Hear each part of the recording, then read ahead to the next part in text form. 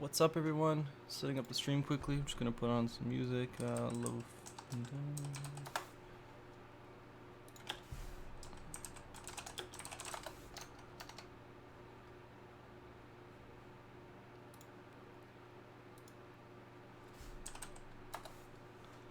Some lo-fi music, something in the background. Whoa, that's loud.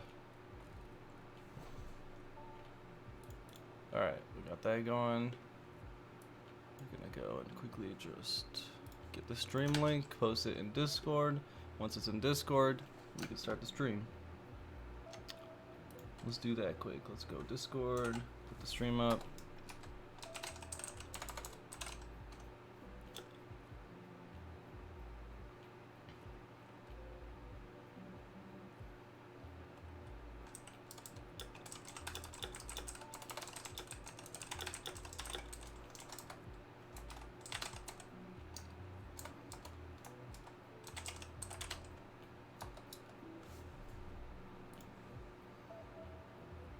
Alright. What's up, Anthony? You're always here first, man. You got notifications IRL? You have like an alarm? No, I'm just kidding. Thank you for being here. You're always the fastest one here. For sure. I'm gonna set up the camera properly, because that bright ass window in the back is annoying. Notification bell. Honestly, I never even turned on notification bell. It didn't work on my phone, and when it does, it freaks out. Like, I have one guy I follow for like piano music, and I turned on his notifications on my phone, and it'll ring like 4 times a day for the same video. So I don't know if it's him doing it or YouTube doing it, but it's just annoying. I think that's why YouTube doesn't want people notifying too often. Like, if you stream and post a video and stream again all on the same day, YouTube will probably get mad at you instead of rewarding you. It's weird why it works like that, but I can understand the point of everyone. If you like put notifications on this channel and I posted like 4 videos today and your phone was constantly ringing all day, I could see why it'd be annoying. But you should have the decision to say, I don't want that, not YouTube. The only ones, because everyone else feels hella fake. Wait, say that again? You only ones, because everyone else feel hella fake. Oh, you're the only ones. Okay, gotcha. I appreciate that. I don't know. If you want fake, you just look at the lifestyle and how they maintain it. I guess that's like the best trick. If you're living in like a mansion and all that, that's great. But how are you maintaining it? Alright, I'm gonna open up the email. We'll get started right away. Because I hate this angle where I'm talking and you guys are on the side. I'd rather that. Alright, let's see. Anyone send in their stuff?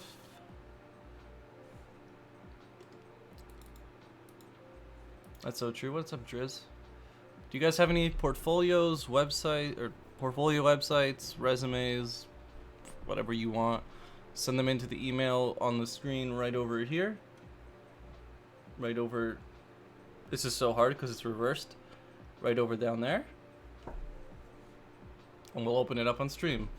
If you want to send it in, just make sure you hide things that you don't want to be shown on screen, because I will not be doing the censorship live on screen. I'm not going to go and open up Photoshop and put your thing in there and edit it. Just send in what you want, and make sure you hide all the information you don't want people seeing.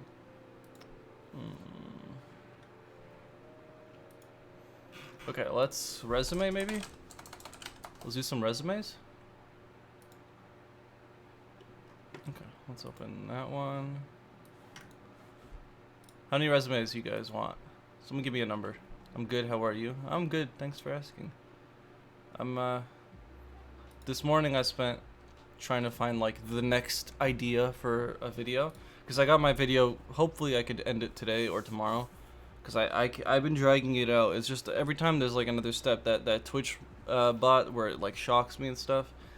Every time there's like something else I run into with it that doesn't work, and I kind of have to push it to the side. But I want to get that video out of the way so I can start on something better. And I was looking at drones, like the DJI drones. By like when they come from the factory, they're locked up, they're sealed tight. They're meant that you can't tamper with them. So I wanted to see if there's a way you like with code if I can control the drone. Because if you build a custom drone, you can control it with code. But can you control like DJI drone with code? I was trying to find a way to do that, and there's a way to do it, but I don't know if I want to do it. I was thinking of some cool ideas where like a drone follows me around and does some things, and I don't want to give too much yet. All right. Resume.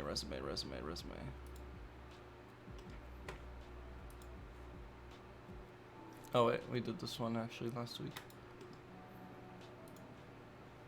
Dude, it's so hard to find resumes. There's so many of them. All right. All right, here we go. Open a new tab, please. I don't want to download this guy's resume.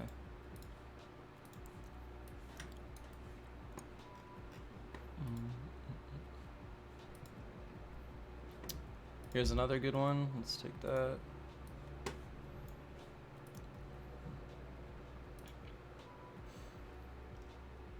Here's another one. Phone number and email are not hidden, so let's just move on to another one. So people forget. Ooh, this is a very controversial one. Something that a lot of people do without pure reason why. All right.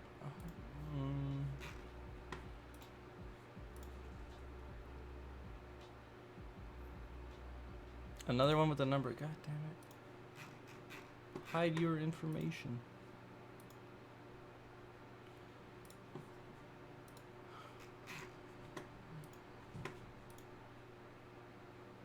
Oh, whoa. Okay. This is an interesting one. Alright, I think we got enough right now. Drone making TikTok videos for you. That'd be funny. Something, you know what, the two topics right now that I'm trying to find a cool robot to make for, one is for the whole pandemic, and one is for TikTok.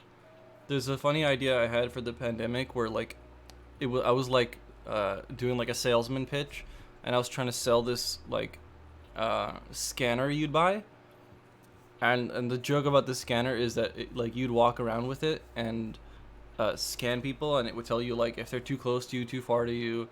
It would just be like a joke pretty much, but I would use like actual hardware and make, I don't know, like let's say like you had like a box in your hand and you aimed it at someone and you pushed a button and it checked the distance between you two, and if they were too close it would like start panicking. I wish I could find a way to like fit some kind of like water squirter inside of it, so like you could press a button and it would squirt like hand sanitizer or something. That'd be really cool. I just don't really know how to do that and keep it in a small container. Till about a week or two I had multiple major projects for college. I've had like no free time since I came back. Damn. On top of being in lockdown, I've actually been able to watch streams and shit.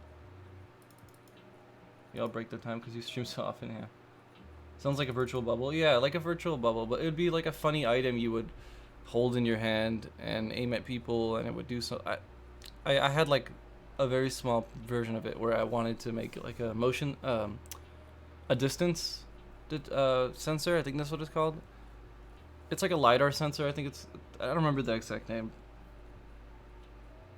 Ultrasonic sensor, and it can return back a value, a number of how close or far things are from you. So like you'd hold it up and you'd aim it at someone, and then as they get closer to you, it would start panicking and freaking out. I think that could be cool. I'm not sure. Maybe you guys got some ideas on something. Something for TikTok would be funny. Not like something where I want to make a video for TikTok, but something like TikTok themed, where I can promote it to all the fun, all the cringy 14-year-olds who are dancing. All right.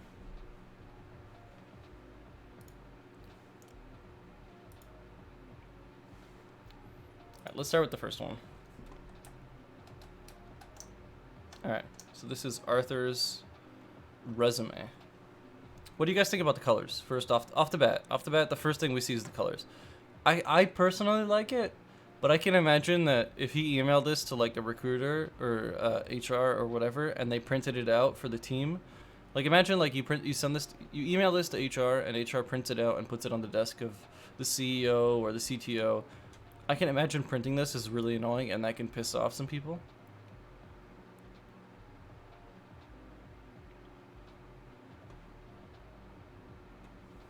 Not great, not terrible, in my opinion, on the colors. Fair enough. I think it's different. I hate looking at the black and white, but that's me personally, right? Some people rather it like that. Alright, so profile. You don't need this here. Web developer passionate about self-improvement and personal development. Wait. Self-improvement and personal development. Aren't those the same thing? Two ways of saying the same thing? You're improving yourself and you're developing yourself by improving yourself?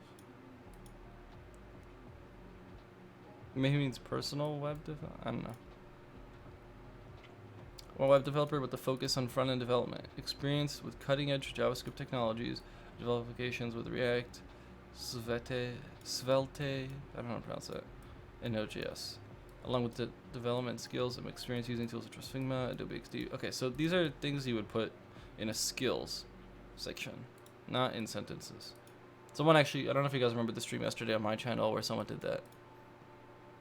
I'm told to stay away from doing that kind of thing with the color borders. Yeah, that little. I think one of the reasons I stated earlier, like imagine printing this out. But personally, like I would much rather see this in an email than see like a black and white. Like this one's not too bad actually. But just black and white resumes get so boring.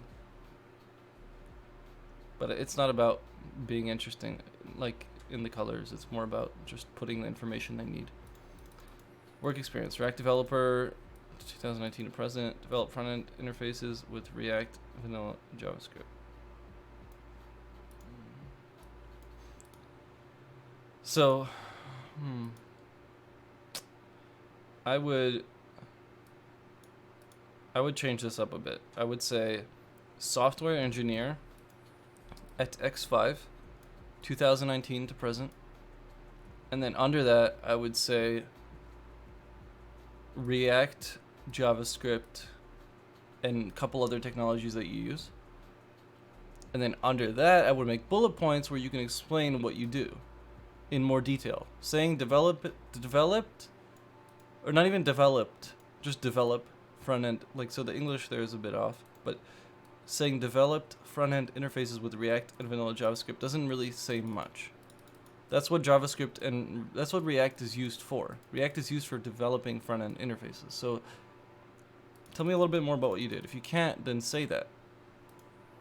Due to NDA, I cannot disclose too much about what I did at this company, but I worked on, I don't know. Participate in client engagement and project design. That's, you see, that I would even talk about that more. Dealt upfront with clients. Dealt upfront with client engagement. And had a large part in the project design or something. I don't know. Make it seem like you were an important figure when it came to client engagement and project design. Not just participated. Make it you. I tried Jimdo for making a website. Jimdo? What's Jimdo? Is it someone like Wix? Yeah, is it someone like Wix? Personal project. Project. You need projects. React. Oh, wait, what? Whoa. This is kind of nice. These are... My eyes are freaking out from these circles. I'm getting hypnotized. One sec. Let me finish the review here. Oh, so he did it here. What the hell? He did it here. He said Node, Express, Puppeteer. And I can't pronounce that one. You put those under the name, but then he didn't do it up here with his React job. And then he changes the look how he goes like super thick font for his project, but with smaller font for the job. Like, be a bit consistent. The fonts, okay, so do you guys see this? Oh my, that's a really big font. Okay, so follow with me for a sec. We got font and color number 1. We got font and color number 2. We got font and color number 3 with italics. That's the same as 1. That's not the same as 2. It's larger. And it's not the same font. While it might look like it, it is definitely not. Oh, stop. Wait, we're not done yet. We're not done yet. Then under that, you have italic version of the main font here. And then you have this here, which is another smaller version of that. So you got like 3 or 4 fonts in here with different colors. Like this is black, this is gray. And then your consistency on your, and you're not consistent on the structure. Like say work experience, or yeah, just say experience, honestly. Experience. Software engineer at X5 date. Then under that, you could say React, JavaScript, whatever, just like you did here. And then under that, you could do bullet points of what you did there and kind of things you did there. It's like Wix. Kind of like that I can make a site without putting much work into it. That's why I like WordPress. Except when WordPress breaks. When WordPress breaks, it's a mess.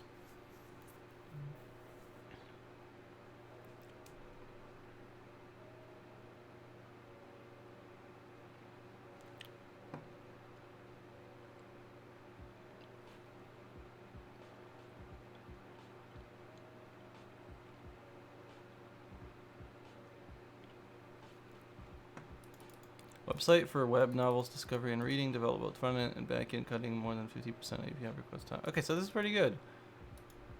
Explains at least what he did, and he gave a number. It's always good to give a number. If you could say you could save the company a certain amount of money, or did it, you know, improve the service by a certain percentage. If you can give numbers, it's actually really nice. It looks really good. If you can say, oh, I saved the company 3% on their profits last year, and their that ends up being $4 million, then that's like, holy shit. That person could be great at our company if they could do that here. And then you show them how you did it, or no, you show them that you can do it, and then do it for them as well. Languages: Portuguese native, English advanced, certified. Just say languages, English and Portuguese, and make it one line. You don't even have to take that much room for just languages. Then you have your name. This looks like a portfolio site and your website. Dude, this is a nice ass portfolio. What the hell? That's a pretty cool portfolio. I dig the colors, even though they're a little harsh on the eyes. I would make this black. I don't know about you guys, but it's really hard for me to read this. The blue on white, it's kind of hurting my eyes. The gray here on blue, yeah, it's a little too much in my eyes. It's straining them.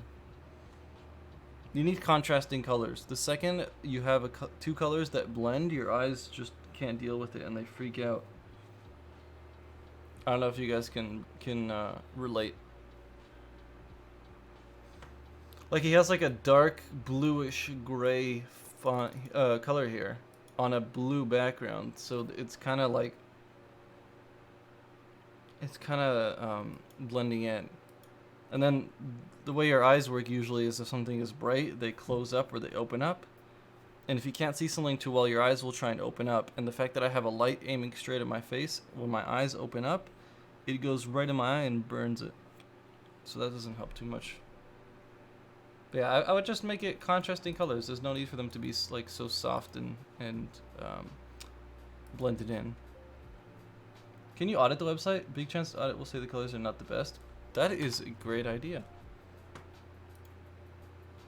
Let's do it. Lighthouse is warming up. Alright, Lighthouse, how long do you need to warm up? Oh wait, I chose mobile. Damn, give me a sec, let me refresh this.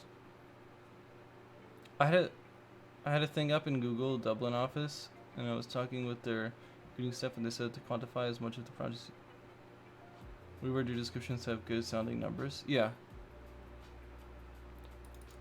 Just think about it. If I said I can help your company improve, and I can help you make more make more money, and do better, you'd be like, get this guru fake ass out of here.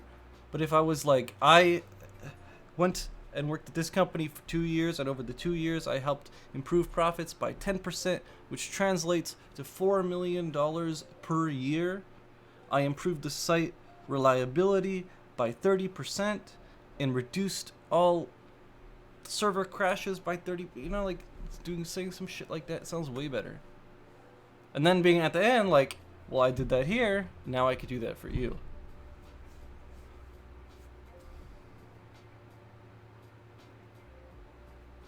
Being able to quantify like that, like you said earlier, is super important. All right, let's generate a report for a desktop. I guess the mobile broke the audit.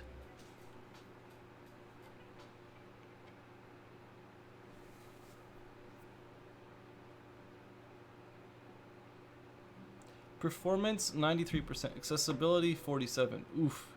So like Ectras said, probably gonna have some bad accessibility issues. Now let's look at that. Buttons do not have an accessible name. Form elements do not have associated labels. Links do have an indistinguishable name. Interesting. I didn't know you could. I didn't know you need to do that. A discernible name for links. Contrast. There we go. Low contrast text is difficult or impossible for many users to read. I agree.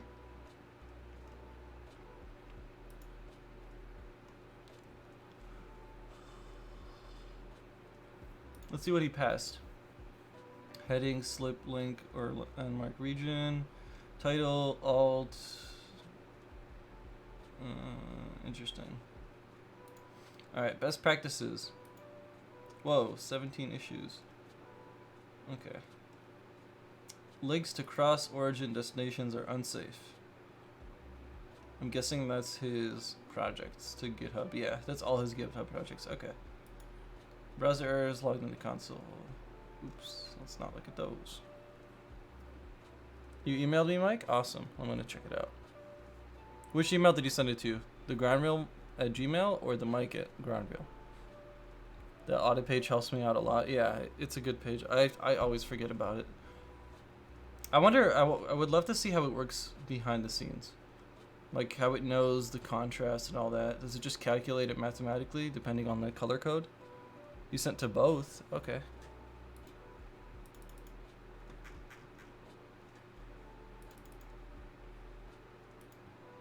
Oh, Ali, we've done yours multiple times. I don't know. Oh, you changed it a lot. Okay. I thought you were going to send me the same one you sent last time, but... Okay. Let's do it after the rest of the things here. We have a large list of resumes right now, so you might have to wait a bit. Audit page in DevTools? Yeah, so when you go in DevTools and you can audit things. Crap, where'd it go? There you go. And it gives you back like a score and all these things, which is pretty cool.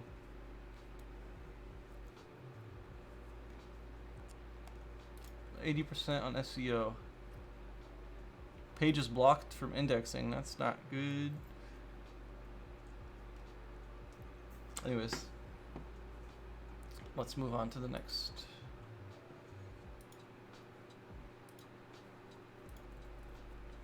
Alright, so we got Jimmy's resume here. Objective: to obtain an engineering internship at a company that will afford me the opportunity to demonstrate my work ethic. Capabilities, and knowledge while gaining valuable work experience.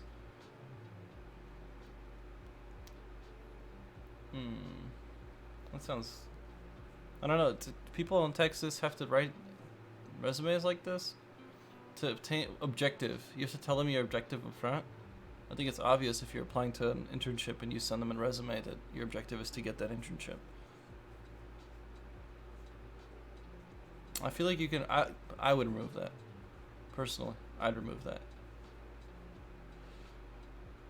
Alright. Education. University of Texas. Electrical engineering. Expected graduation May... Okay. Relevant experience. So, This is a little annoying, but not a big deal. Relevant experience, one font already, and then right under it is the same font, same size, same bold. Change it a bit. Yeah. Technical operation analyst. Website design and development using management of networks, network infrastructure. See, here's some quantifiable numbers. Quantifiable numbers, is that how you pronounce it? I would pull out some of these words like HTML, CSS, JavaScript, maybe some words about network, some tools you used to do the management of your network, and then put those as technical skills under the name of the job in the company.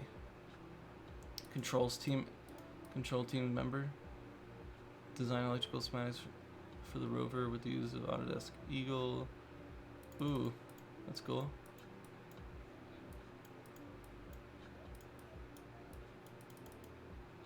This is good for those of you who have issues and a hard time writing descriptions of what you did on a job. These are pretty good.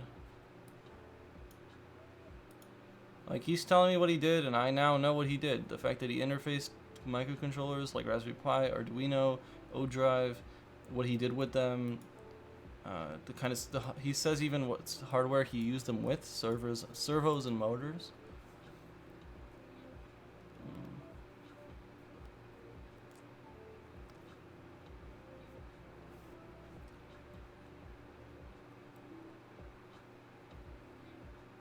They're pretty cool. He even says the kind of tools he used. Here's some more numbers. Designed, implemented, optimized a drag reduction system on the car, leading to 30% reduction of drag and 40% increase in downward force when actuating the car's aero package. That's great.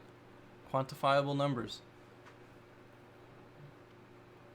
I think this is a bit long. I know there's a lot you did here. I would break out keywords like C++, maybe some metal fabrication, and put those under the name of the job, just so that if someone doesn't want to read through it, they can see what you did at that company. And then if they're interested, they can dig deeper and read through this, or they can ask you personally.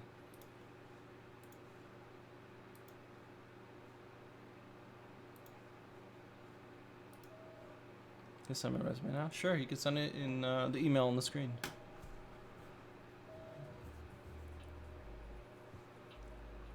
Texas technology student. Okay, so you have technical skills. Then you have technical skills at the bottom. So you guys remember the formula of how to organize a resume, or how we like to organize it? Skills, projects, experience, education. It's got a lot of experience. But let me see them skills, and let me see them projects, and let me see their experience after that. Skills are at the bottom. Why?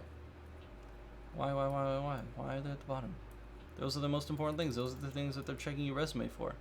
They want to know if you can do C++. They want to know if you can do JavaScript. They want to know if you could use SolidWorks or any of the SolidWorks tools. Show that at the top. And then if they want to know, okay, well, he says he used JavaScript. Where? He says he used JavaScript. Let me see a project he made with JavaScript. They would look through your projects. They find one. They're like, interesting. This looks really good. He must have worked as a JavaScript engineer, or maybe he's worked as one, or has he worked as one? And then they go to your experience, and they see that there, and it all pieces together into this beautiful resume that gets you a job. I don't know if that's the way of saying it. Anyways, that's a pretty good resume. Just needs a bit of organization. Alright, Stefan. It is your time to shine. He has a picture on here.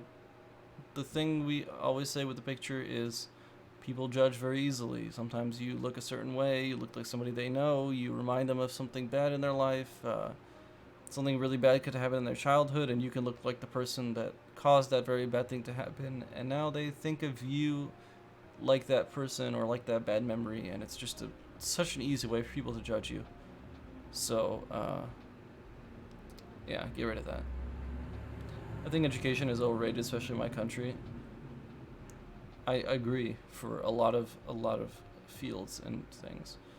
Um, a lot of the things I see embedded students do, computer engineering and computer science students doing when they get into embedded systems, other than the looking at how circuit boards work, like when it comes to actual practical experience, like them building things, like those are things like I could build in my room within 30 seconds right now. Like I take a sensor, I plug it into an Arduino, and I tell the Arduino, what is this sensor telling me? I take that data and just like use it. And that's what they do in like college, but except they're paying, tens of thousands of dollars per year. And I just bought a kit on Amazon. Like it's some things just don't make sense. Like they should be building complex things using big workshops and stuff, and a lot of colleges, like here especially, don't do that. They buy the kits on Amazon and then make you do that in a classroom.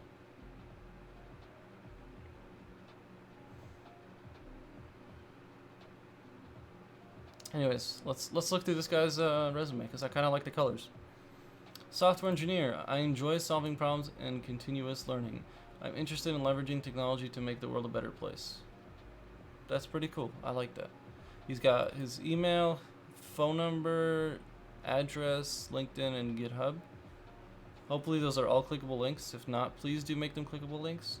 Address you don't need on there, and phone number, I guess you could put it on there. I hate putting my phone number on my resume, just because I put it in a bunch of places and then I start getting numbers from like scam shops. Experience. Software engineer at a company with a clickable link. That's awesome. From this date to this date. I removed the month, but you can keep it there if you want. Working on Java web-based software solution for blood banking businesses. Or blood banking business. Working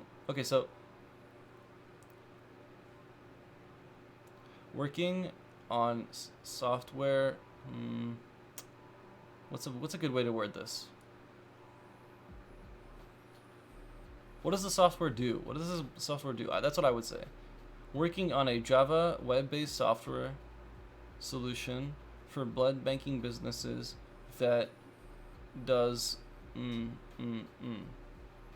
You list your skills here, which is cool, but I wouldn't make it a bullet point. I would just list it in the top in italics. But it's fine. That works. Even more tools, and then working with Agile Scrum methodology. Dude, this is just a list of things you use at the job. Tell me what you're doing there, or what you're building there, or if you can't, then say it. Programming tutor, freelancer. Preparing students for university exams.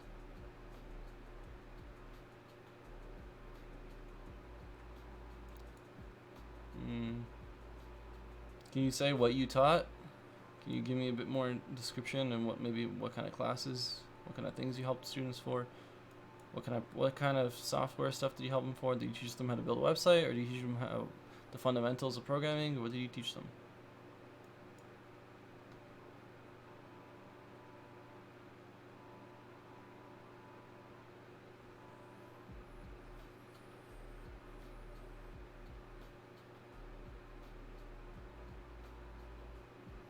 Software developer internship. Worked on an internal application for employees. So, because of that, are you not allowed to say what you did? He does say technologies used, which is nice. President, student parliament. How relevant is this to the kind of jobs you're applying to? Student parliament, is that? Yeah, I don't know. How relevant is this to the job? Should have more there, like taught over 20 students fundamentals. Exactly, that's what I was thinking. Like, what are you teaching? Just like programming fundamentals, or are you teaching them how to make websites? What extent are you pushing them to? I'm currently studying high school cybersecurity and networks. I'm in software year, and the thing we learned so far is what resistors and what is resistor and how to count with it. Oh yeah, I have Here, let's see if you guys can see this. So you see,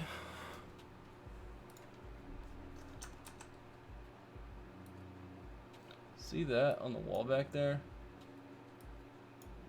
Maybe you can't. Anyways, it's pretty much a piece of cardboard, and you see the lines in it, how it's a grid, and I wrote 1K, 10K, 100K, 1 mil, 100, 200, 220, all the resistor like levels, and then I just organize them on that cardboard. And whenever I don't need a resistor, I just literally, like, one second, let me hide this. I take a resistor and I go to the wall and I literally just stick it into the cardboard, and it just sticks into the board. Like, I poke a hole and the resistor stays in the hole, because I'm way too lazy to actually like sit there and try and read the resistor colors. And everybody is, you have bad grades, you suck. It's so demotivating. Wait. What do you mean? You have bad grades, you suck. It's so demotivating. Who's telling you that? What is sophomore year and stuff? We don't use that terminology. Yeah, we don't use it here. It's second grade here in Czech Republic. Wait, what do you mean second grade? Isn't it like freshman, sophomore, senior? I don't know. I know they do it in the U.S. We don't do it here. We start high school here after grade 6. We go grade 7 to 11 is high school. In the U.S., it's like 9 to 10 or 9 to 12 or something. I don't know. All right, back to the resume. Education, bachelor's in computer science. You say GPA, you don't have to. You don't have to show them that. Sometimes they'll judge you off your GPA. Oh, why wasn't it a 9? Maybe someone else will put the resume up and it says a 9 out of 10, and now you're like, shit. What's the most popular stack right now for jobs? I don't know. Look at your area where you live. Look up, I don't know. I live in Canada, so I would say like, oh, in my city in Canada, what? I would look software engineer in the city I live in, and then look at like 100 jobs and just see what out of the 100 which ones are the most popular.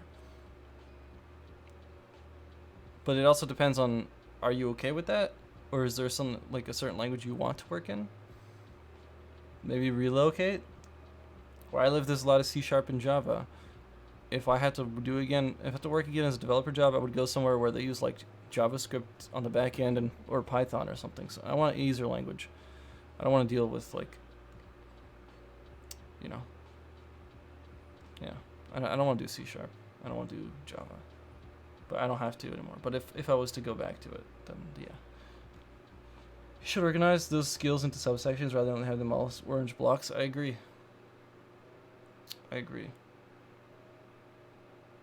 Also, goal-oriented, public speaking, teamwork, adaptability, problem solver, time management. These are all things that are expected to have. Why would someone hire you on a team if you don't have teamwork? Why would someone hire you as a developer if you can't problem solve? Developers, their job is to problem solve and then put it into words. And in this case, words are code. Everything's problem solving. Anyways. Time management. Hope you have time management, because, yeah. They don't mean anything. Yeah, you never put non-technical skills. I wouldn't say they don't mean anything. It's just like, these are given things that you should have. Like, you should be goal-oriented, and the teamwork one especially, if you're going to be hired on a team.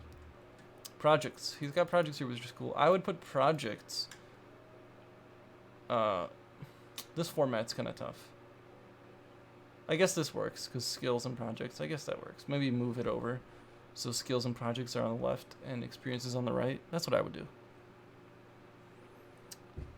He has some nice projects, but no links to them. I can't see them. I have to go into his GitHub. From his GitHub, open up the project, check inside of it, do all that, and I don't want to do that. No one wants to do that. Isn't Scrum is skills that's not technical, but can we put it? Scrum is just a way of organizing teams. Like, you have I don't remember the different names. There's like Agile and I don't remember all the names, to be honest. I don't really care about it, but all I know is it's structure of how you manage. So like, team has a stand up in the morning, and then team has a stand up at the end of the day, and then once a week you have a stand up, and then you do sprints. So it's a 2 week sprint, and at the end of the 2 weeks you bring up new project to the team, and they figure out who does what, and it's just a way of organizing. Like, I don't know. I feel like when people put on the resume, they're just putting it because they feel like they're lacking something. I've never heard anyone say like, "Have you worked with agile methods?" or something like that. Like, I've never heard that at a job interview. And I don't think a company would be like, "Sorry, we're not hiring you because you've never used this method." Like, I don't think anyone cares. Usually look at least 5 or 10 or so words in resume requirements and use those if company. That's true. Yeah, keywords is super important. I'll try and like word things the way they worded their requirements. You know how when like you know how I don't know if you guys were taught this in like high school and elementary, but when you're answering like a test question, you take the question and turn it into the starting of the sentence. Like, how many apples did Johnny eat? Instead of saying 5, you say Johnny ate 5 apples. Right? You take the question and you flip it over, change some things around, and you turn that into the answer. That's what you should do with your resume. You see the requirements, you take the requirements, you filter them out, you fix them up, you do some things to them, some magic, sprinkles on top, and then you put it on your resume, and it'll do well. Because then you're matching what they want. And if you match what they want, they have no reason to keep looking. They found a guy. Right? Or else they can just stay looking forever and they'll never hire anyone. Working with agile and waterfall is the same time as annoying. Yeah, you see, like, waterfall, what does that mean? What the hell? There's so many different things.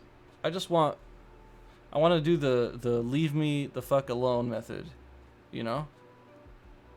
If I need something from you, I'll ask you. If you need something from me, ask me, but leave me the fuck alone. I don't need you checking on me 35 times a day.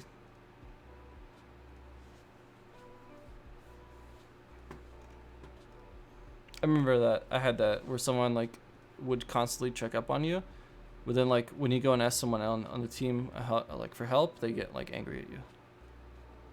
Is it bad if you customize your resume for a job? No. Why would it? If they find it on LinkedIn, then don't put it on LinkedIn then. Just send one copy to a company, and that company has the copy made. Like, I think catering to a company is 100 times better than just sending them a generic resume. But it's gonna feel like shit when you've done it 100 times, because it's gonna happen where like I think I applied to like 50 jobs before I started getting answers, and then between 50 and 150 is where I got like a decent amount of interviews. Leave me the fuck alone method. When I start my company, I promise it'll be on the wall in big writing.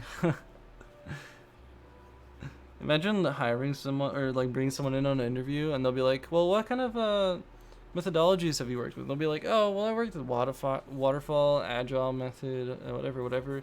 And then you'll be like, "Well, have you ever heard of the leave me the fuck alone one?"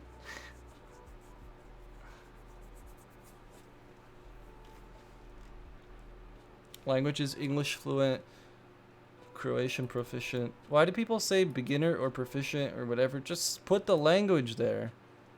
What does fluent mean? Okay, so he says German beginner. You know what beginner means to me? You know what I think his German level is? I think he can say good morgen, and da, or no, that's Russian.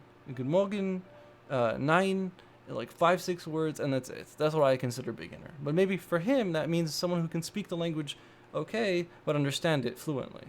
Like, you know what I mean? Get the shit out of here. What does beginner mean? What does proficient mean? What does fluent mean? What does native mean? Just put the language up. It's called remote positions. No, remote positions can be just as bad. Just look at all the people doing Zoom calls and stuff. Like, I don't know if I want to talk about this. Or, one sec. Let me think of an example. Oh, okay. So, my mom this year did like the school committee for my little sister's school, right? They wanted parents to talk and get involved, and she said, okay, I'll do it, because she didn't think it'd be a lot of work. And they pretty much have to do like a weekly Zoom call where one person talks for 45 minutes, and it's just, it's boring as hell. She mutes the Zoom call, and she just plays with my dog the whole time. That's how remote positions are. Like there's guys that I played Valorant with lately, and they work remote now, and their company did a boot camp, like an online boot camp for all the employees to teach them new skills or something like that, something to do with the company. And they said that while they were doing the what's it called?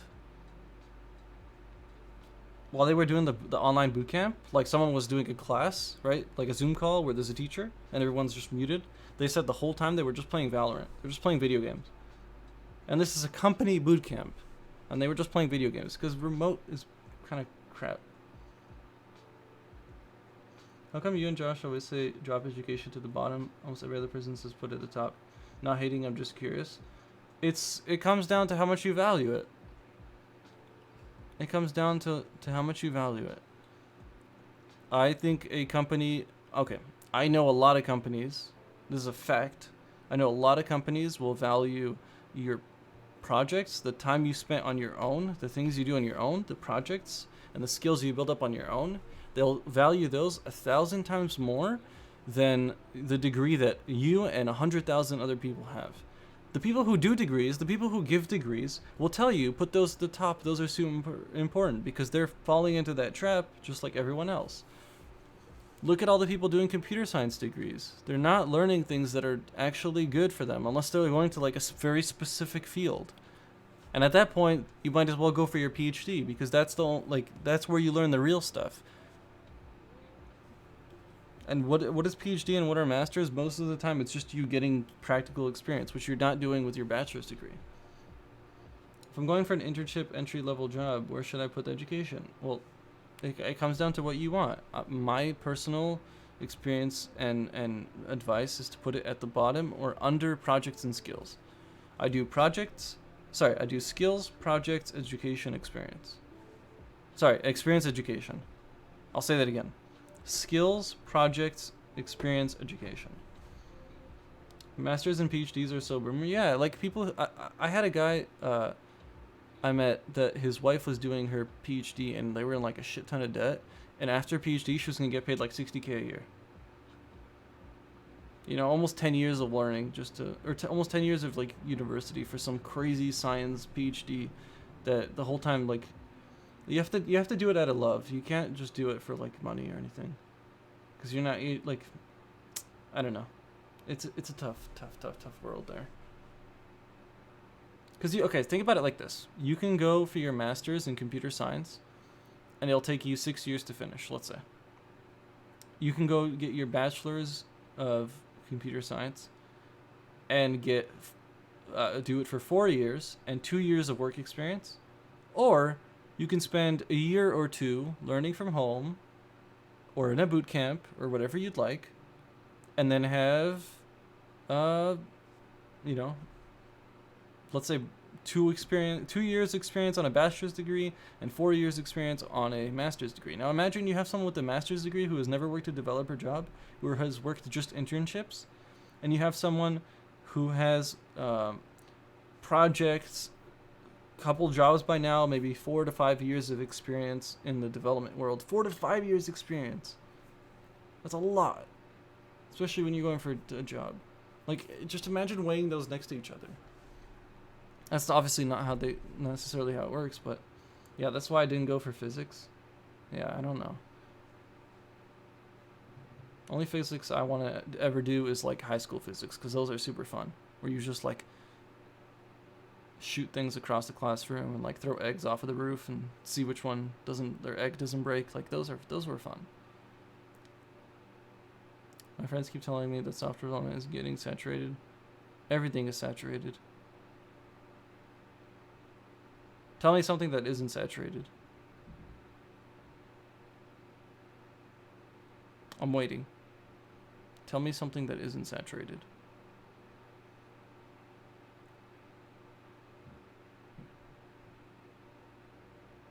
Other than like COBOL fucking developers. Artificial intelligence. I'm learning everything right now out of self-interest. That's how you should do it until you find what you want. I'm still doing that.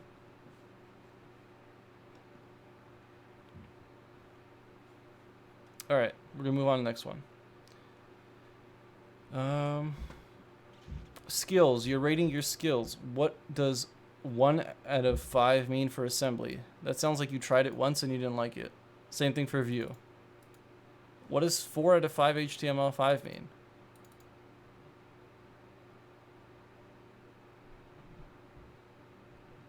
Worker supplies hire the most jobs. Wait. Worker supplies hire the most jobs. Yeah, for sure. It's not about who cares about saturation. It's about putting yourself. It's about making yourself stand out, whether it's saturated or not. Let's say, okay, let me word it like this. Let's say the software development industry was not saturated. There's 100,000 jobs, but there's only 50,000 people looking for those jobs. That means everyone is guaranteed a job. But these 100,000 jobs are ranked from 1 to 100,000 in order of which one is the best and which one is the worst. Wouldn't you still want to stand out and be in the top 100 and get one of the really good jobs? You're still going to get a job if you're one of the last in the 50,000, but you're going to get one of the shittier jobs. Wouldn't you want the high-paying, really nice job? You gotta, saturated or not, you gotta. I can't think of the word. You gotta make yourself something different. Realizing no one understands AI. Yeah, I mean AI is pretty cool. I just don't like working on projects for long periods of time. I think a week is usually the longest I want to work on something, or else I start to get really bored of it.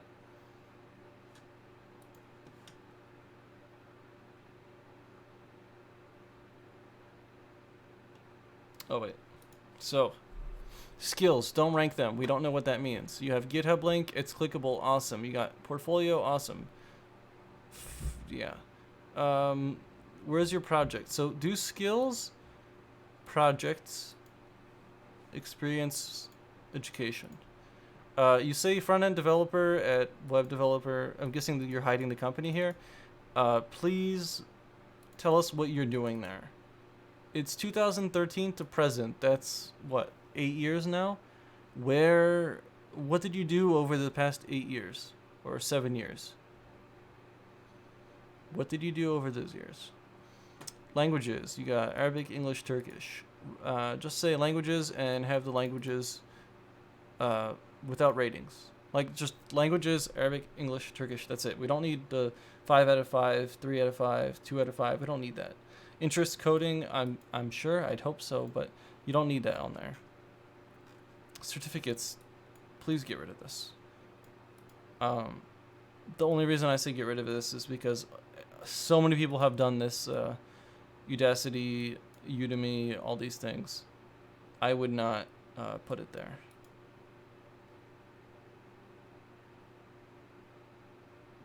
Them steps apply to physics.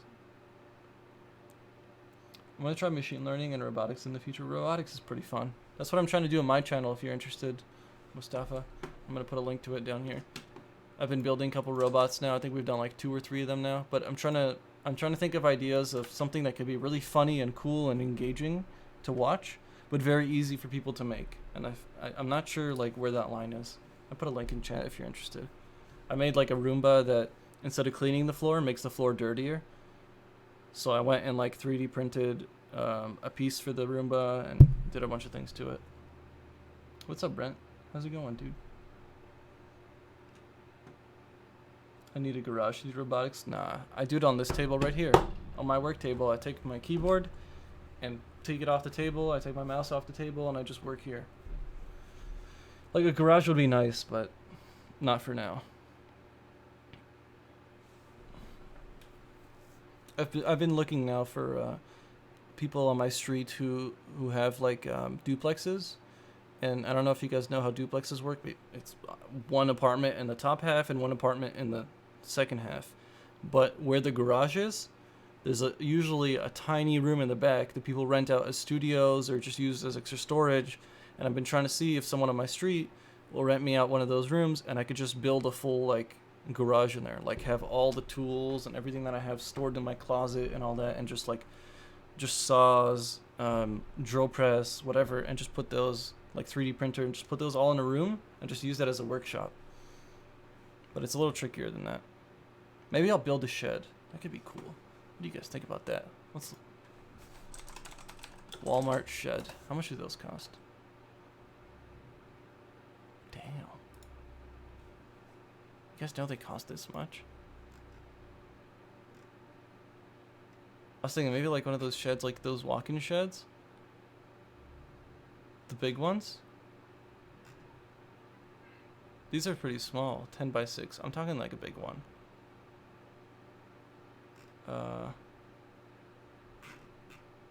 Let's say this, 7 by 7 feet. That's not that big. That's pretty small. No, I would need bigger than that. Shed.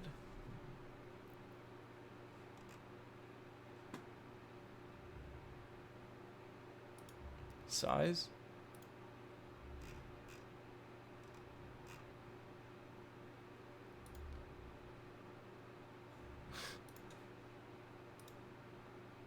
That's so expensive. Build a bunker? A bunker would be awesome. No, but for real, how much would a shed cost? Like a big one though. Like at least 10 by 10 seems like a number that would have to happen. But even then, I don't know how I'd fit all the tools and stuff in there, but that'd be super cool.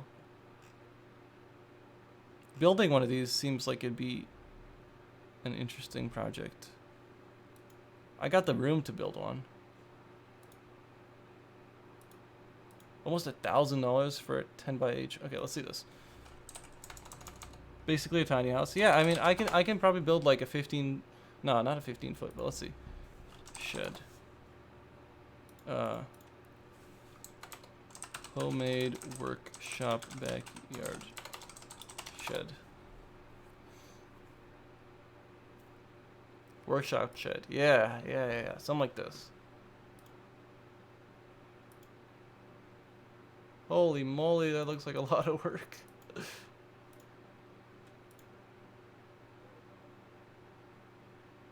That'd be so much fun. I will start a racing project inside a shed. Dude, I built a go-kart inside one of these once. Wait, I missed a couple messages, I'm sorry. Sup, Mike, just came to chill. Awesome, dude, how's it going? Hope you're doing well.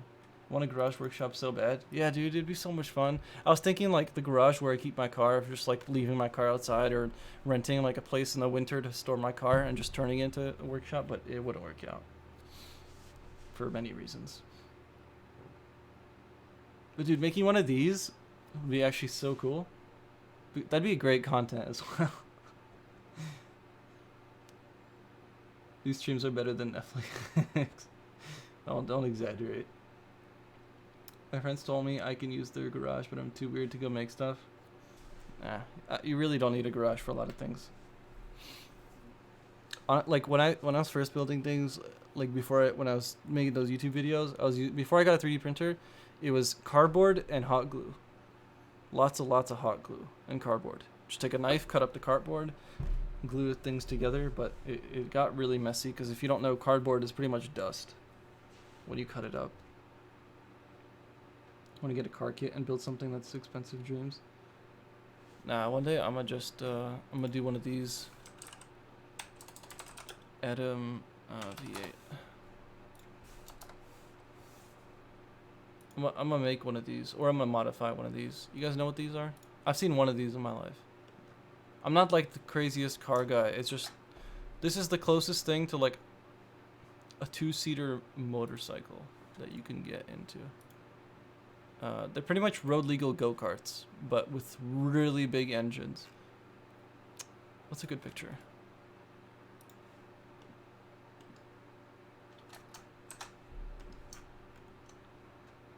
They're really cool.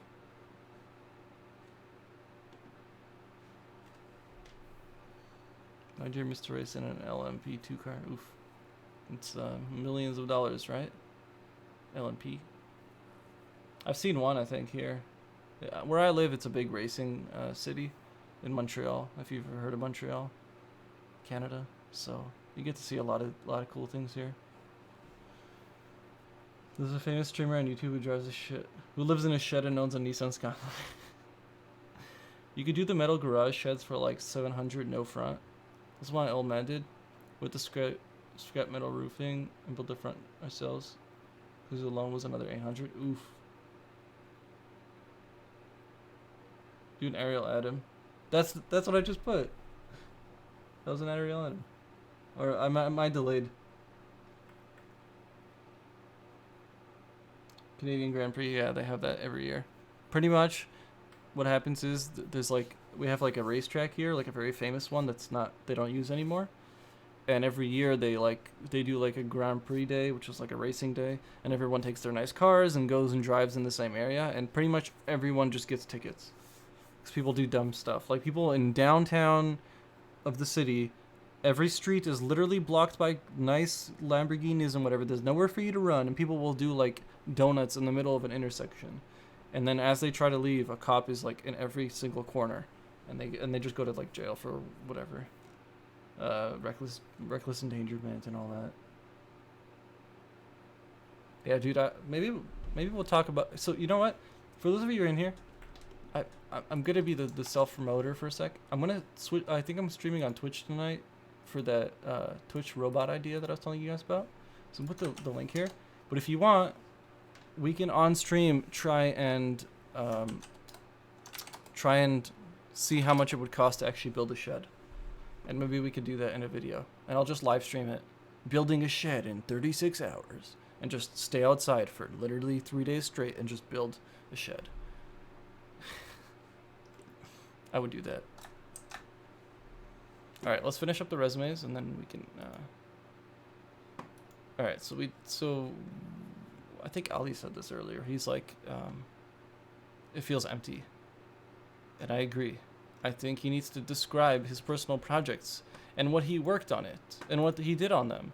YouTube clone front end. What does that mean? What did you use? Did you use React? Did you use Vue? Did you use just HTML? You know, a bunch of things. Build a shed in Minecraft. I want to build a shed in IRL Minecraft. Calculator app. These don't seem like projects that jobs will take seriously.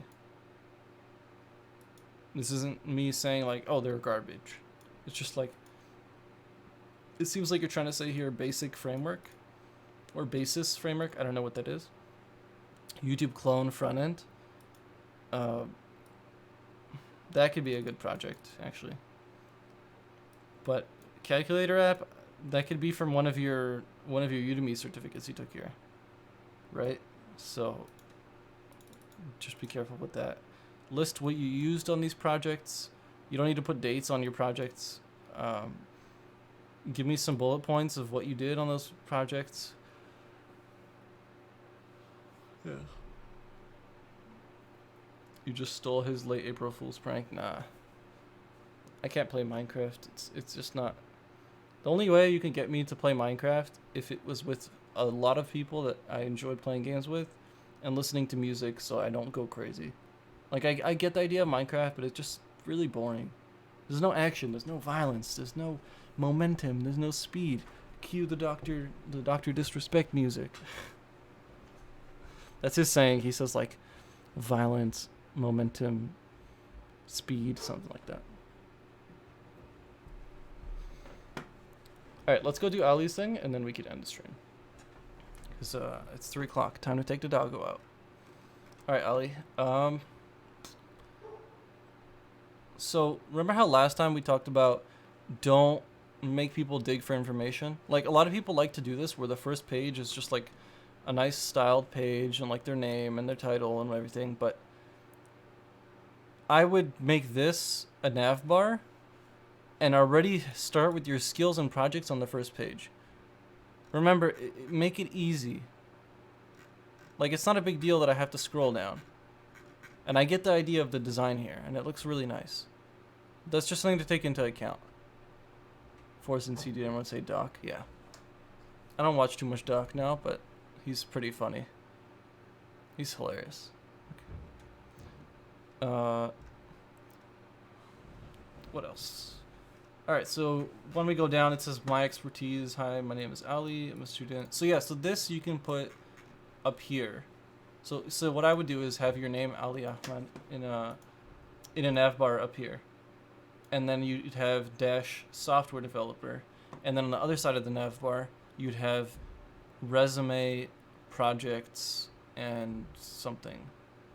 Should you have experience, education, or portfolio? Should there be more projects and skills? You could, but the first two things you should have is skills and projects. You could put experience and education at the bottom. I don't think it's a big deal. If they don't want to read it, they don't have to. But don't make them go through education and experience before they get to this stuff. You organize this very well, except for the fact that you say code. I think you're trying to say languages, I'm guessing. So like languages, web technologies, and tools. Like these are, I feel like the separation is a little weird here. What I would do is, I don't know what kind of jobs you're going to. I think you said earlier you were trying to go for full stack. So I would do front end, back end, technologies and languages. And then at the end here, I would have other. And that's where you can put C++ or whatever. You know? Swift, C++, yeah. That's where I put other. Just make it easy. Remember, like, a lot of people are going to be looking at this, are going to be like HR managers or whatever, and they're not necessarily too tech-oriented. This looks really good. Comparing to the last time, I like this a lot. You have code and demos for each one. The picture is actually much nicer this time. I don't remember you having this last time, but this looks really good. One thing I would say is you're putting a lot of time into your portfolio, which is great because you're trying to make it good. But one thing is try and build more projects now. Like this is a good portfolio, like once you make some little changes. Or you can even keep it like this if you really wanted to. But this is much better than the last one, I think. But I think if you can get a couple more projects like this one right here, those are like serious projects. Like this is a really nice project here. For those of you who don't know, it's an app that scans your skin and then it can tell you, I think, if you have skin cancer or something like that using AI and machine learning. Sorry, machine learning and AI, in AI, whatever. Yeah, it classifies user images of skin. Yeah. So like this is a nice ass project, or live like another front end, another full stack app like this. I think if you want to go full stack, you seem like you have a lot of projects here that aren't really full stack. Try and make a full CRUD app. So everything from a login page to database management. So you like one great example would be making like an e-commerce store if you're interested in that. So having like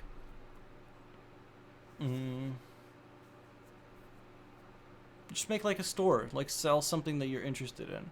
So you would have like a login, a sign up, which would send you to a store page, which would have like fake credit card, where you can purchase things with the credit card. You can use Stripe if you're interested. I'd recommend that because Stripe has a developer account where it can fake purchases. So you can actually like make it like someone put in a fake, like you tell someone like, hey, here's a fake credit card number, go buy something on my store. And they'll make an account and they'll go in and they'll put a credit card and everything and it'll go through with that fake credit card. And then it'll like, you can email them with a thing that says like, thank you for your purchase. If you want to cancel your order, here's a button. And then if they click that button, it sends them back to the website where they can cancel the order and they can give a reason why. And you can build like a full e-commerce store. Or you could do something else. That's just an example. That's one thing I did. I don't know if I still have it, actually. It was really bad, too. It was a long time ago, so no judging out here, okay? GitHub. I'm kidding. You can totally judge this. I don't care. I made it in Ruby and Rails. This is when I first started stuff. Ruby.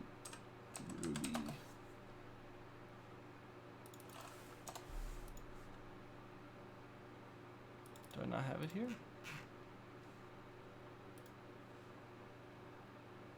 Ooh, let me. I missed some messages. What's up, Balkan? How's it going, dude?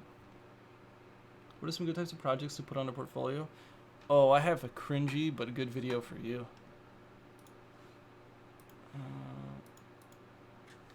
100 project ideas. Let's see if I made it onto the first page on YouTube.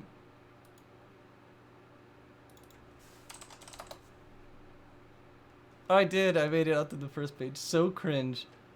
I'm not watching this, but I'll link it to you. This was so long ago. I sat there and I had 100 videos written down, 100 video ideas written down on paper, and I read through all of them. And I was hoping that when you watch the video, that one of the videos will just, or one of the ideas will just click in your head. You know, like if you sat there and listened to 100 project ideas, I'm sure it would spark your brain to do something.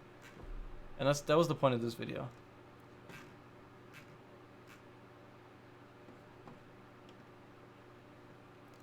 Maybe that will help you. Okay. Working on some CRUD apps right now. Oh, that's great. StockX clone, Twitter clone, Django e-commerce store for my sister's business. That's perfect right there. An actual functional e-commerce store, even better.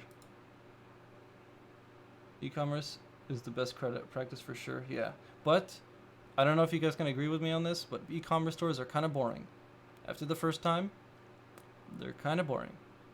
It's kind of repetitive. It's the same shit over and over and over. The back end is literally the same thing over and over. Take data, check if data's okay, let data pass through, do something with data, send it back. It's just like, I don't know, that got boring for me.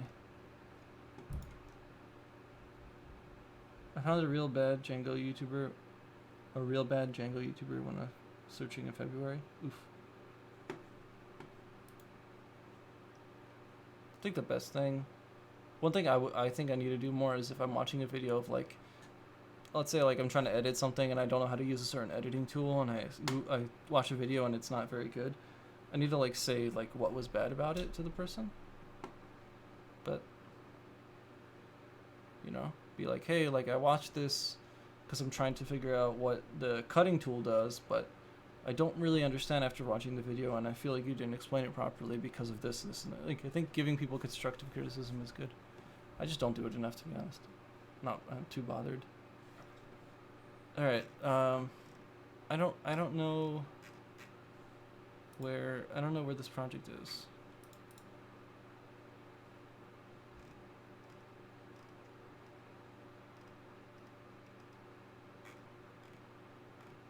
I think it started with a J. Like jungle?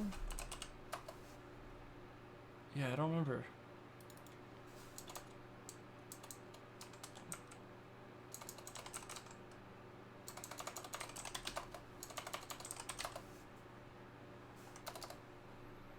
Yeah, I don't know where it went. It sucks. Wait, damn it.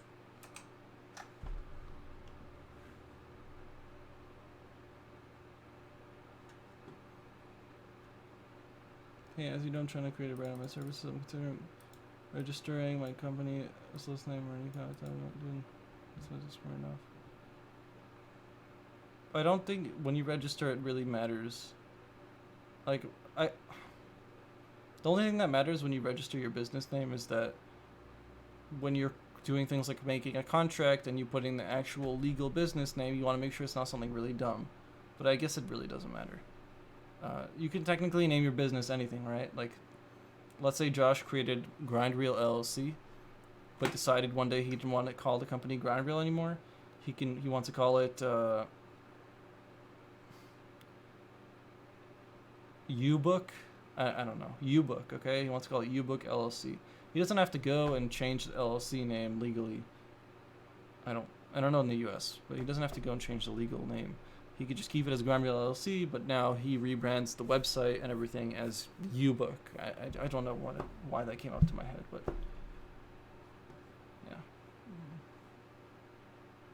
Was it the 4-hour Django e-commerce tutorial, Free Code Academy? Oof, that sounds rough. Feels free camp one, just Django. It's hard to follow, mistakes were made. Mine wasn't a 4-hour video. That's too long to talk about something, yeah. That's the one I did. Horrid. Not sure if I'm gonna be comfortable with Python, Django, Flask, or with Node.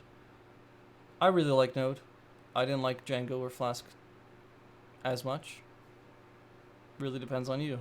Do you like Python? Are you already doing Python? Then try out Django. It shouldn't be too hard for you. If you're already doing JavaScript, then do Node. If you want to do Django but you don't know Python, then yeah, it might be a bit less comfortable. You could do both too. You're not locked into anything. You should probably learn more than one. Just wanted to know your thoughts about the pop of the name. I don't know. Personally, I don't really pay attention to those things, but I think the best way would be to ask indirectly. I don't know how you would do that with a company name, but try and get someone's natural reaction to it. Like once I read what you said, when you said Markinov similar to Smirnov, like now I know it's similar to Smirnov because you told me. I would like say the company name to some people out of context and see how they react to it. Maybe it's tough though. You know what I mean? Like try and get like a real reaction to it, and then you'll know how people feel about it. Django gave me confidence to work on other frameworks. College makes me use PHP on projects for that. Oof. Big oof. I don't know. Josh says he likes PHP. I think PHP is a headache. Just looking at it gives me the chills. It looks so ugly. It hurts my brain. Especially going from jQuery to PHP. I'm worried a teacher is going to give me a failing grade. Why would she do that? Is it your fault or is it hers?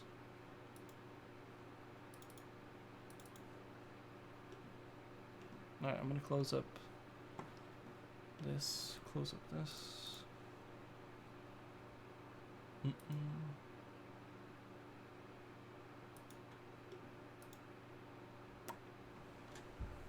Alright.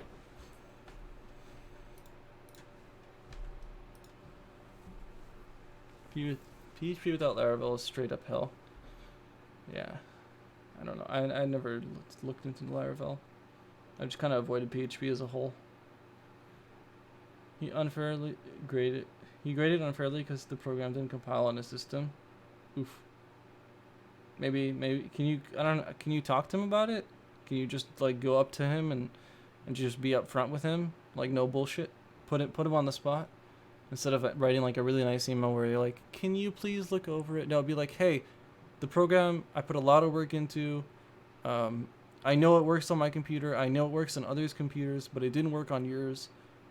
I would strongly suggest that you look over it again. Be a bit affirmative.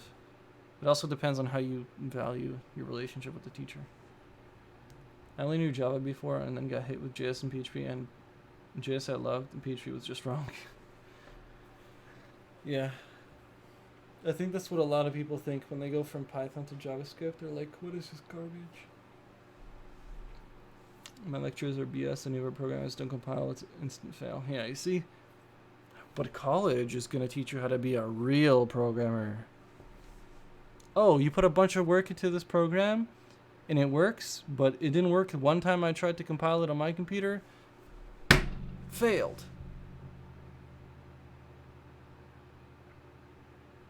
Oh, if you fail this class, you're going to be paying a shit ton more money to do another semester? Failed. I don't care. Do LinkedIn assignments? That sounds terrible. Ooh, 16 people in here, only 6 likes. What the hell are you guys doing? Always talk to your teachers face to face. Well, now it's a bit harder to talk face to face, but yeah.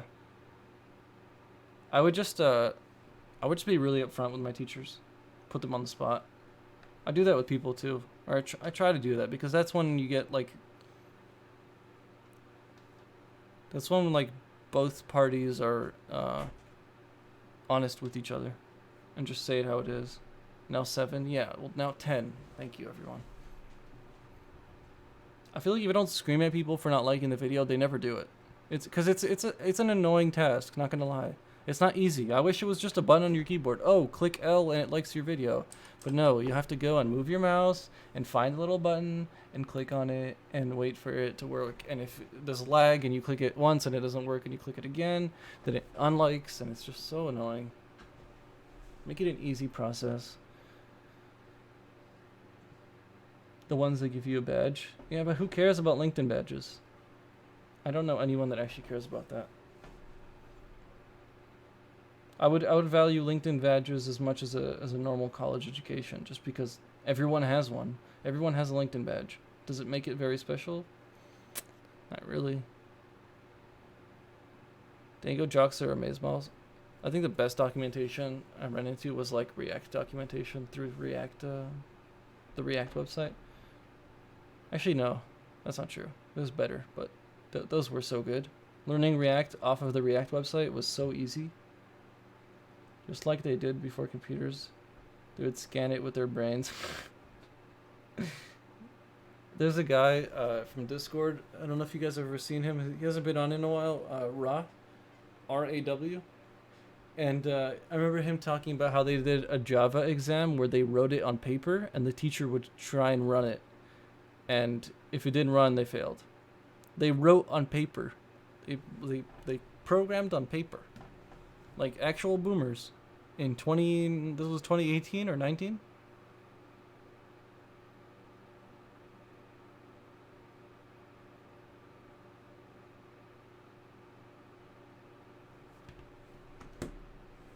What are the headphones you're using? Crap, I forget the name. They're like Bauer and Wilkins something. That's the company name. They're really expensive. Like, I didn't buy them. I got them with air miles. That's what we did. I had to compile on paper. Yeah, this was 2019. Yep. It's crazy. I hate those boomer. My school's full of this. Yeah, that's crazy. Having to write a program on paper. How does that make you a good developer? You're allowed Google a job. I don't think any job people write on paper. I haven't written on a paper in years. If I ever write, it's on my phone. I don't even use this stupid gadget. I bought this phone because I was like, oh, look, it has a pen. That's so cool. I'll take notes and stuff. And then all I end up drawing is shit like this. Sometimes I'll be outside with my dog and I'll be like, oh, I'll draw something. And I end up just drawing a smiley face and giving up because I can't draw for shit. Expecting it. If I wasn't on YouTube, maybe that'd be pretty funny.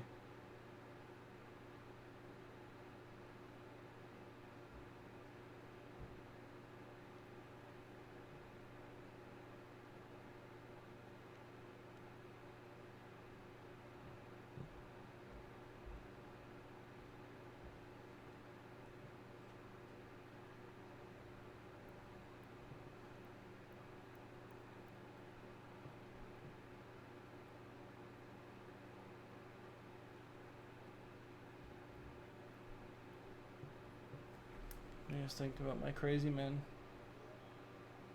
Feels crazy. I'm sorry, I got distracted. I hate that it's required to learn algorithms and data structures for coding interviews at regular companies because they're just copying fan companies. Yeah, yeah. You need a whiteboard, a large tablet. I would love to get the iPad Pro, the one that comes with the Apple Pen, but that's like so much money that I'd rather spend that on 1,000 other things. Maybe one day I'll buy it. I'd probably buy that instead of a laptop if I can edit footage on that. If I can run a video editor or a DaVinci Resolve on an iPad Pro, I'd probably get that over a normal laptop with the equivalent processing power. One of my lecturers is so boomer and shit's a developer. Yeah, it's relatable. I remember I once took like online classes for like a boot camp on what's it called? I'm blanking out. So I did like these online like workshops pretty much for code that were mandatory in this like boot camp enrollment that I was doing, that I ended up saying, screw this boot camp, I'm not going to enroll in it. But I did them, and I remember starting off for the first 3 minutes paying attention, muting it and opening up like Netflix and a editor and just writing my own code and playing with things, and then looking over and being like, oh, it's been over for 2 hours. So I spent like 4 hours just watching like Netflix and programming, and just letting the boot camp like thing run in the background. So boring. Practical experience beats theoretical every time. So much more fun, so much more engaging. Mike, do you work? Are you freelancing with Josh or something?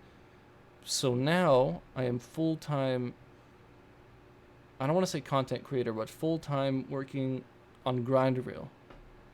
Not for Josh, but with Josh. Like the Grind Reel channel you see, I'm not working for Josh and doing content for him. We are 50-50 on the channel. So I guess you could say we are partnered on the channel. But a partner is a weird term, and I don't own Grind Reel LLC. But Josh and I have an agreement that when we do things together, that we split it. So if that's your question, I don't know. Look up Luma Fusion.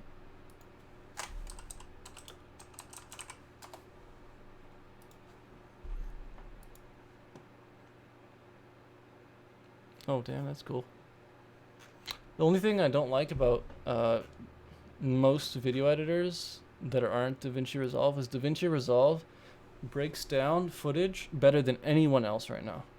It's a full editor similar to Premiere Pro, full system for $30 for an iPad Pro. But it's not DaVinci Resolve, you see. DaVinci Resolve is the best thing in the world. Okay, so here, you want a good example? Josh has a Canon C200 that records insanely heavy footage, just like the camera I'm using right now. And how do I say this? And the Premiere Pro that he was using, even with plugins that were supposed to break down the kind of footage he was using, still couldn't do it well. The second he put his C200 footage in DaVinci Resolve, it went so smoothly that he converted to DaVinci Resolve that day.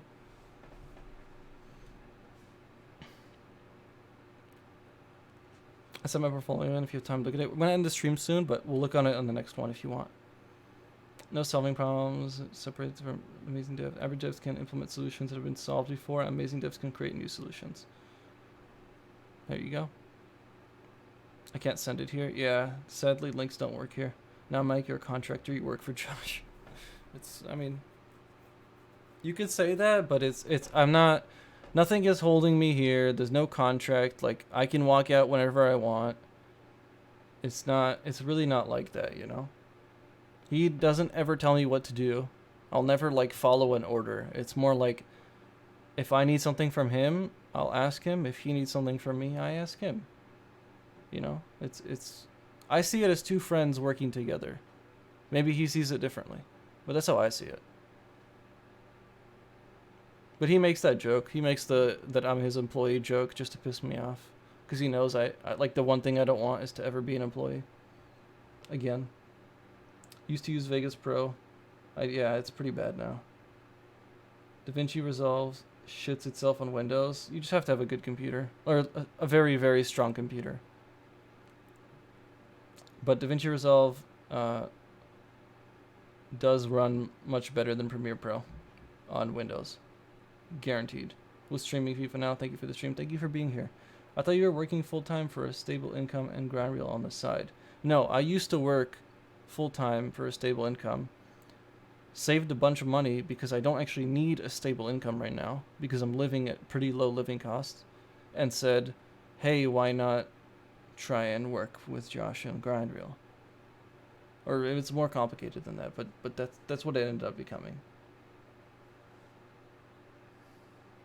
You're a contractor without a contract, pretty much. I just do what I want and get paid if I do something good, or not get paid, but sell what I want. Like, I can make a course right now and sell it, but I think I need to build my brand more. Like, when I go on Discord and I say, like, at everyone streaming on the Grind Reel channel, people come into the channel and they're like, who are you? Wait, who are you? Isn't this Josh's channel? And I'm just like, you know, I just sit there like, oh, fuck. So I gotta grow that brand more. But not, I don't want to grow it through Josh. I want to grow, like, I want to build my channel up to be big because of me, and then in the middle is me and Josh with the grind reel. You know, I don't know if that makes sense. Like, I've gotten some of you from grind reel, and I've gotten some of you from my own personal brand. Like, I had one video that did really well, the bootcamp video I made, where I was like trashing my bootcamp. I think it has like almost 4,000 views now, and that brought me a lot of people to my channel. But now I gotta make some content for them, make them stay. I agree, Adobe crashes a lot. Adobe crashes all the time. Adobe is not good. Don't care if someone says it is. Photoshop is good. After Effects needs over 64 gigs to run properly. I bought a program. I actually bought it for me and Josh. I said to Josh, like, here, take it. I brought like a VFX program so that we can make short films and do visual effects and like crazy stuff. And I have 64 gigs of RAM now, and I still can't run Adobe After Effects with 64 gigs of RAM. But in DaVinci Resolve, I can run it with like 16.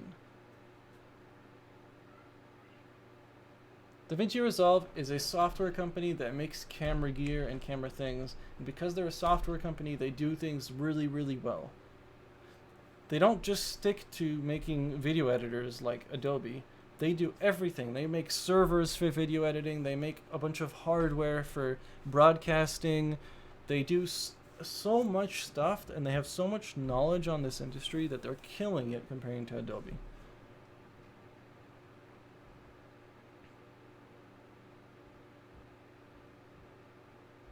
It's so poorly optimized for Windows API, it's barely... I don't agree. DaVinci Resolve runs more than fine on my computer. I've edited 8K footage while streaming, and I was fine. I've even edited on my laptop, and my laptop's garbage. It has like 8 gigs of RAM. Anyways, appreciate all you guys being here. All the likes, all the subscriptions. We hit... Let's pull it up quickly before we end the stream. We hit 1,840 subscribers and 1,511 watch hours. That's a lot in like 2-3 months. So thanks everyone for being here. Appreciate you all. Gonna end the stream now. Later, Mike, see you in Discord for sure, Brent. Brent, have you gotten into Valorant yet? It's so much fun. I wish everyone had a Valorant key. It's such a fun game. I've watched live sub count of that one. Yeah, it's mostly you guys that are in here right now. Maybe I'll stream Valorant on tonight when we build that stuff. But yeah, hope you all have a good day. Thanks Anthony, thanks Driz, everyone in here. And yeah, we'll see you guys tomorrow. Tomorrow was a video. Maybe we'll do a video on how to edit and stuff. Such a fun rootkit. You could say that. I'm just enjoying the game. Everyone gets mad that it's a rootkit and all that, but I don't know. I'm just having fun with the game. Anyways, yeah. Thanks for being here, everyone.